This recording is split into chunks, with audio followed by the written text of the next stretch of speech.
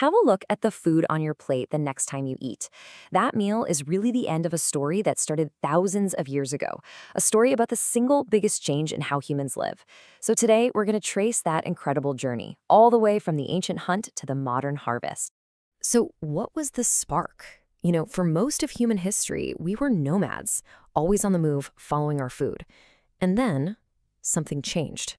We started to settle down, to plant seeds, to raise animals. What made us make that monumental switch from chasing our dinner to actually growing it?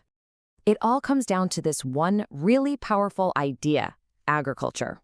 And it's not just about, dropping a seed in the ground. It's the deliberate act of cultivating crops and raising animals. It was a conscious choice that completely reshaped our societies, our landscapes, and our very survival. Okay, so let's start with that first giant leap for humankind. Not into space, but onto the farm. This is the moment we stopped just taking from the world around us and started actively shaping it to feed ourselves. Early farming wasn't about the neat, permanent fields you might be picturing. It often started as something called shifting cultivation.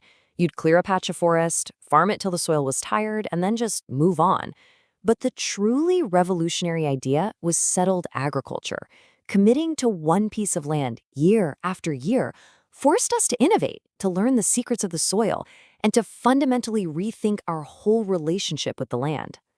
Now, that first shift from hunter to farmer, that took thousands of years. But get this, in just the last century, farming has gone through a series of absolutely radical transformations. Let's break down the 3 technological waves that have completely remade modern agriculture. Okay, so this whole revolution basically happened in 3 stages. First, from the 30s to the 50s, we had the mechanical era. This is when tractors replaced muscle. Then came the chemical era, as fertilizers and pesticides dramatically boosted what an acre of land could produce. And finally, since the 70s, we've been in the biotechnology and IT era, where genetics and data are the new tools of the trade. And you can really see the impact of that mechanical leap right here. On one side, you got farming powered by hand, powered by animals.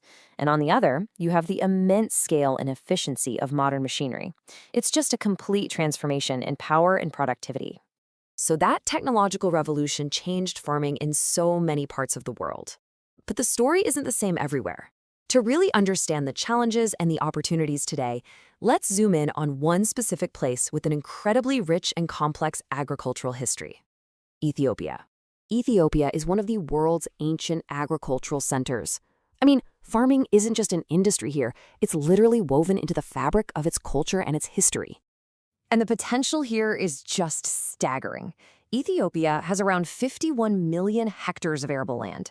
To put that into perspective, that's an area larger than the entire state of California. And here's the kicker. Right now, only about 1/5 of that land is actually being farmed. And here's the central puzzle of Ethiopian agriculture. Look at the progress here. Over the last 50 years, the yield from each hectare has more than doubled. That's a huge improvement. But despite this, overall productivity still lags way behind international standards. So this isn't a story of failure. It's a story of massive, untapped potential. So what's holding all that potential back? Well, it comes down to a few key hurdles. You got degraded soil, a heavy reliance on traditional methods, really unpredictable rainfall without widespread irrigation, and limited access to modern tools like high-quality seeds and fertilizers. All right, to really understand the landscape, we need to look at what's actually growing in those fields. So what are the cornerstone crops? The ones that form the very foundation of Ethiopian agriculture? It really comes down to 5 key players. An incredible 75% of all farmland is dedicated to just these 5 cereals: teff, wheat, maize, sorghum, and barley. And together, they provide nearly 2/3 of all the calories consumed in the country. First up is teff, a grain that's pretty unique to this part of the world. It's a nutritional powerhouse, it's naturally gluten-free, and its tiny size hides its growing importance as a high-value export on the global health food market. Next is a familiar face: wheat. While it's a global staple, it finds a perfect home in the cool highlands of Ethiopia. It's really the backbone for everyday foods like bread and pasta all across the nation. And then there's maize. Now, when it comes to getting the most food from the smallest patch of land, maize is the undisputed champion in Ethiopia. Its high yields makes it absolutely critical for ensuring the nation's food security. So all of this brings us to a really fascinating intersection.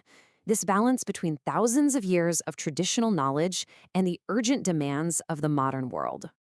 Just think about how crops are planted. On one hand, you've got monocropping, planting one single crop, which is super efficient for machines.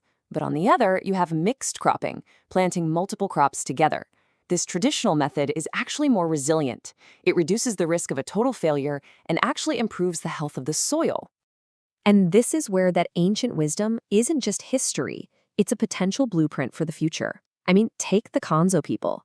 Their farming practices are a masterpiece of sustainability.